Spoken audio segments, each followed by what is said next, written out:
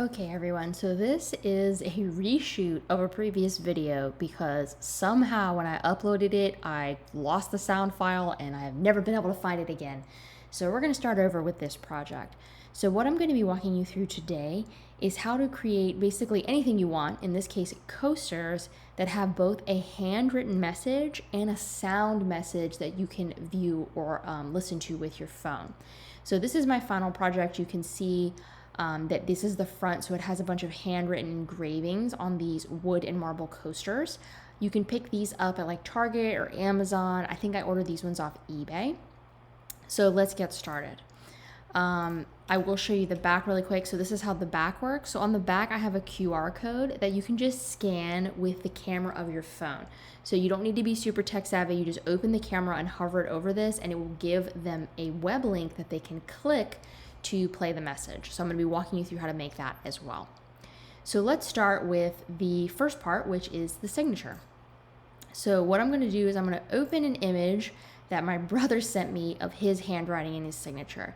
So you can see this is not in a situation where I'm ready to upload this right into the Glowforge and engrave it.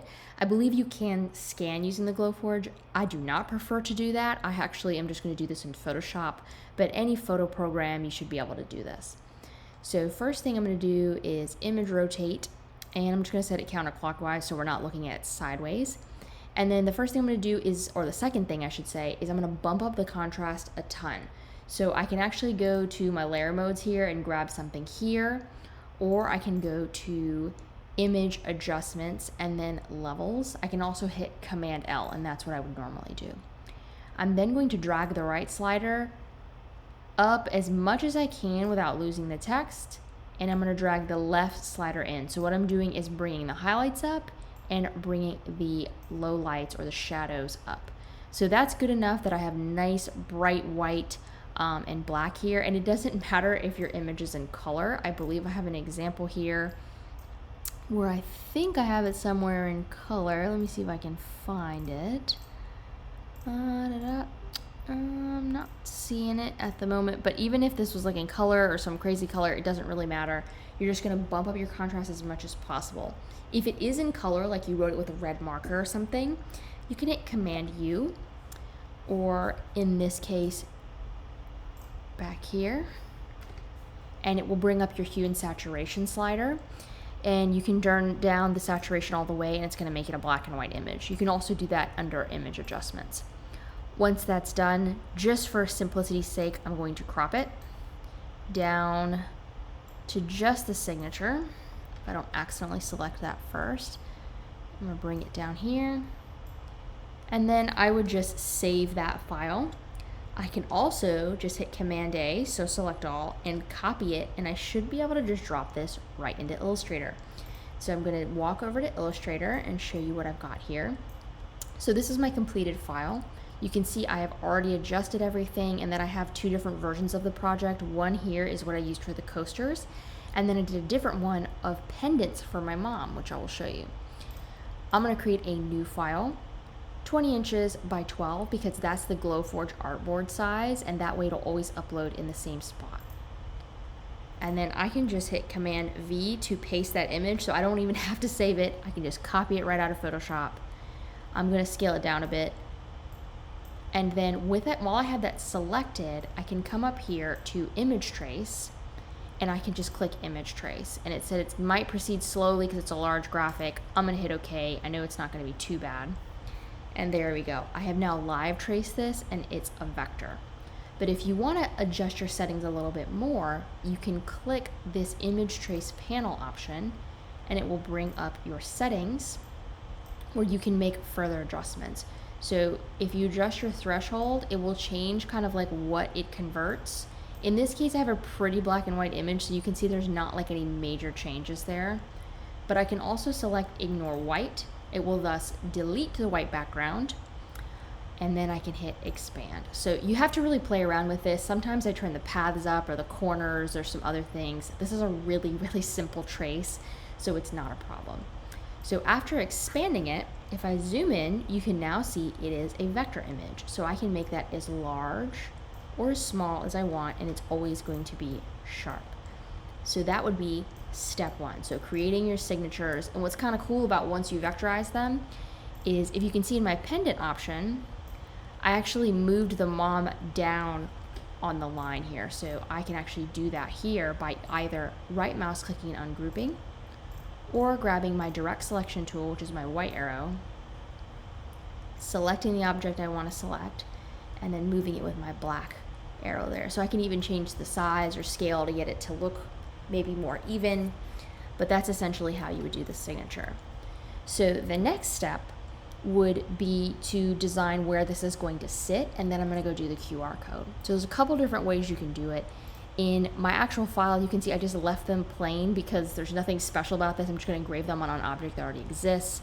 For this one, I made a pendant, which is really easy. All I did for that was go to my polygon tool by clicking and holding here, selecting 1, 2, 3, 4, 5, 6 sides by clicking once, hexagon, and then I just scaled that to whatever shape I wanted and rounded the corners, which I'll show you. Oops, a little too far here. Hold shift, and then I can take my direct selection tool and grab these corner anchors and just like drag to adjust the roundness of the corner. I'm gonna zoom in just a little bit, and then I can add the hole at the top by creating a circle.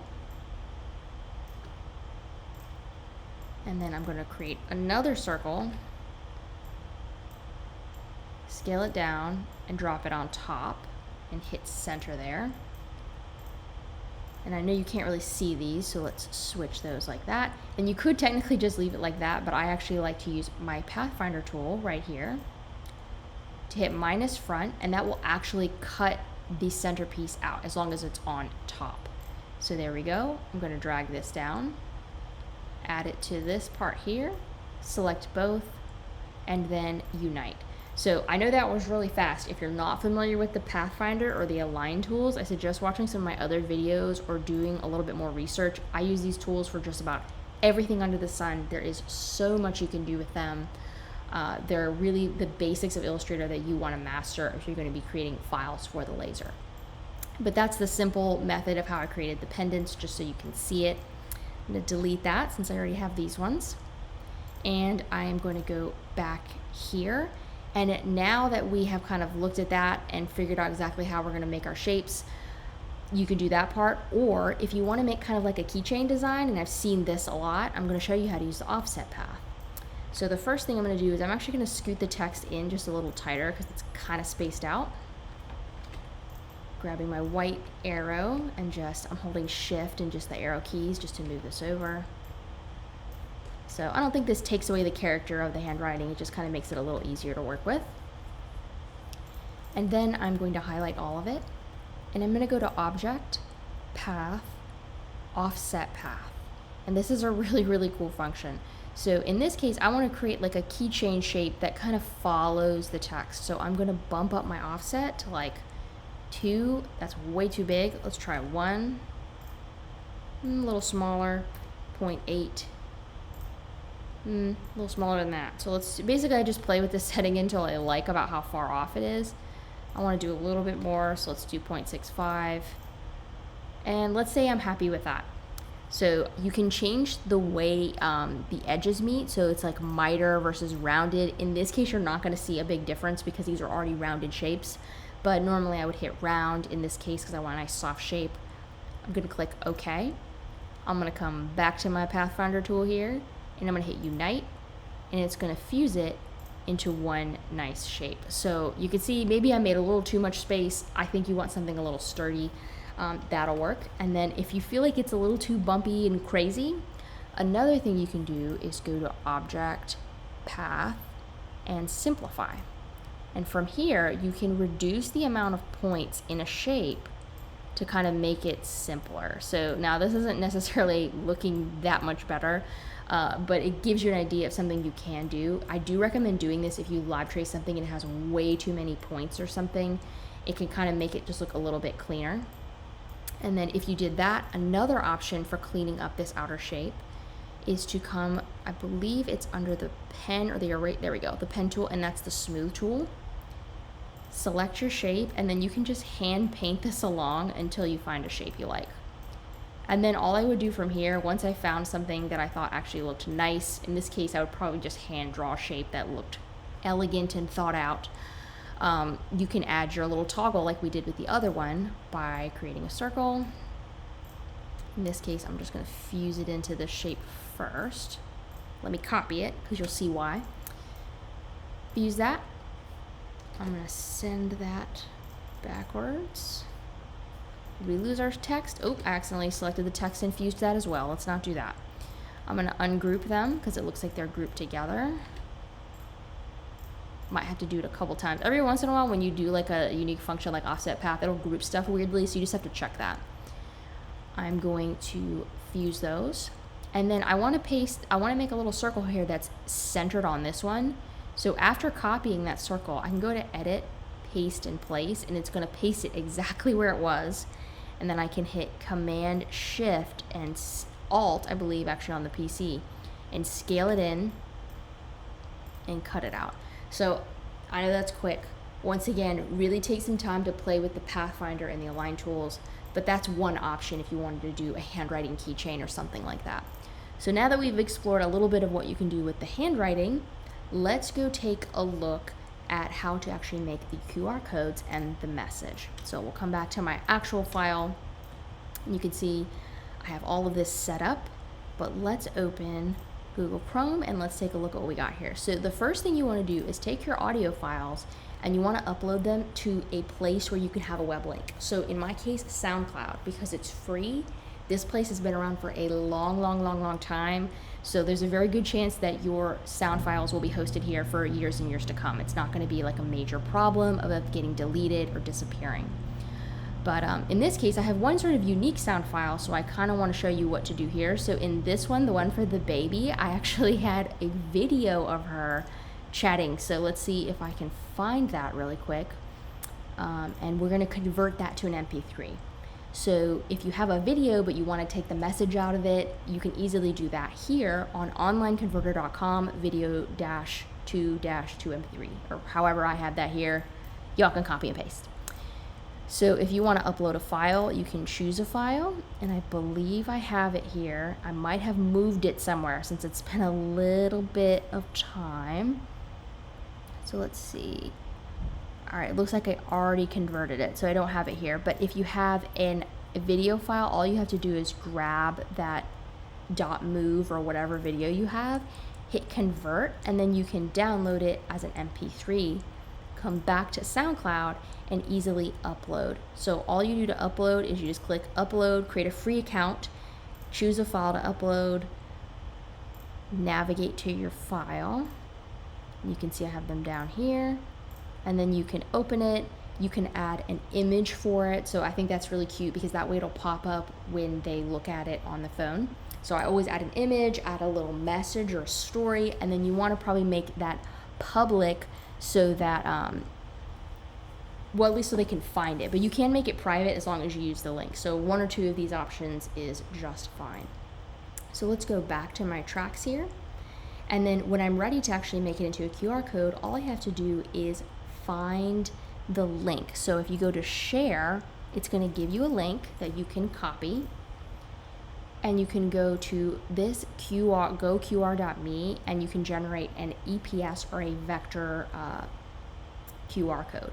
If someone is trying to charge you money for a QR code, do not do that. Like, what they're charging you for is hosting. So they're like hosting your item there. Don't bother with that. Simply go find a free one. I promise you this is free. You should not have to pay any money to make a QR code, to host your sound files or anything. If you want to do video, you could also host it on YouTube and then copy that link. Basically, the QR code is just a method for creating a web link. That's all it is. It's a visual web link. So I'm going to hit paste, and then I should be able to, okay, so we're going to get URL. I forgot to do that here. And then hit paste.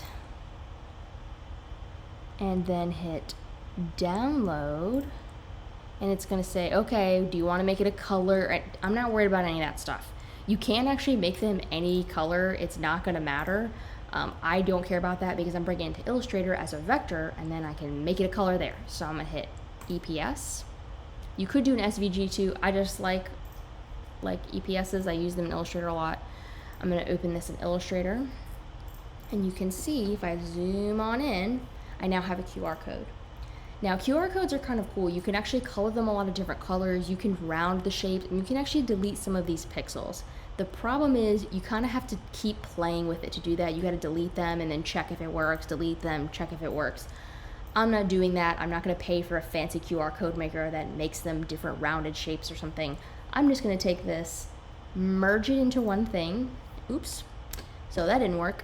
We do want to merge it, and the reason it merged into one square is we have a white background here. So we've got to delete the background.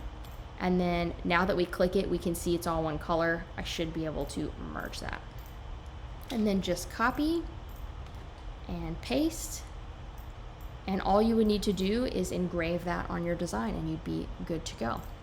So the one last thing I'm going to show you here, before I show you kind of what the finals look like, is for these ones here, for the pendants, I wanted the QR code to be on the back side of the pendant design.